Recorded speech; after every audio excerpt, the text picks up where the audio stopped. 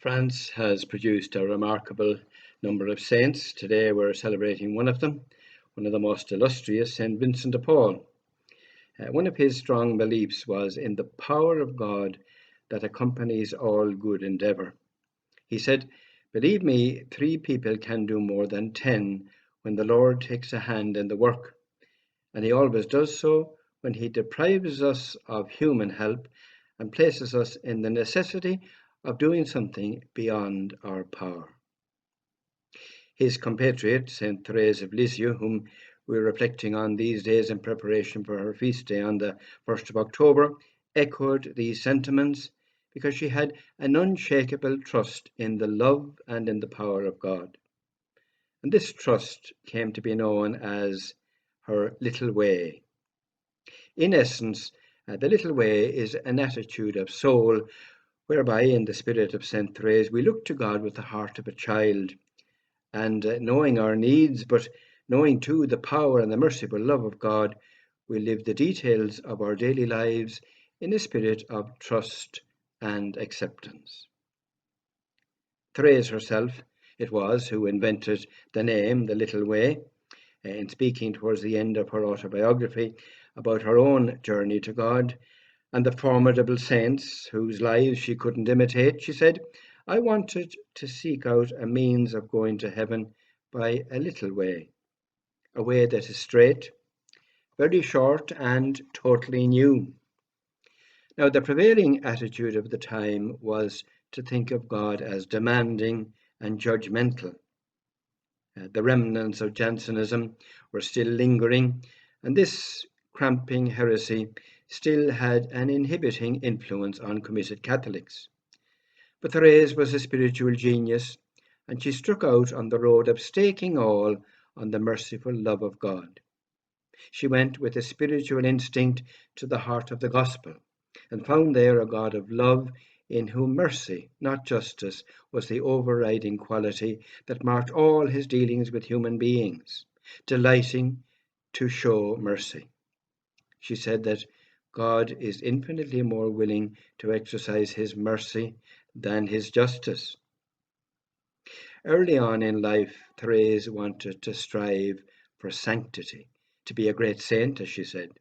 "I've always wanted to be a saint," she wrote, and while she didn't feel that she had it in her to emulate the deeds of the great saints, she boldly figured that, as she said, God cannot inspire unrealizable desires.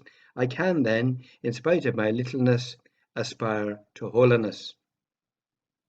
For Therese, the image of God that she liked best was that of Father.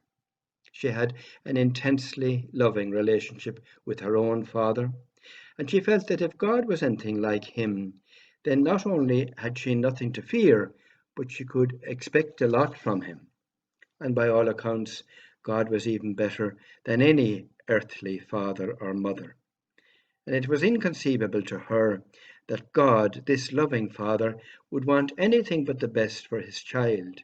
So she was quite happy to leave everything to him. She was convinced that God would always do the best thing for her, whatever the appearances to the contrary. As Therese lay dying, her sister Pauline, Mother Agnes, often asked her about this little way, what precisely it was, what it meant to be a little child before God. And Therese replied, "I mean recognizing one's nothingness, expecting everything from God as a little child waits for everything from her father or mother. I mean not worrying about anything, not trying to store up merit." Now, the little way has been adopted as a way of life for countless people, ever since Therese, under divine inspiration, articulated the concept over 100 years ago. It contains the essence of her spiritual message, and it's an invitation to return to the core of the gospel and rediscover there the God of infinite love. For each of us can say with St. Paul, "He loved me and gave himself for me." The personal, unconditional, and limitless love of this tremendous lover should engender a boundless trust on our part, and this in turn will lead to a wholesome simplicity of life as we look to God for all our needs. Therese never tires of repeating her central message: we can never have too much confidence in the good God. He is so mighty and so merciful. And this overarching confidence and trust in God enabled her to pray this endearing prayer, which we can make our own. O Jesus, I have no other means of proving my love for you other than that of strewing flowers. That is, not allowing one little sacrifice to escape, not one word, one look, profiting by all the smallest things and doing them through love.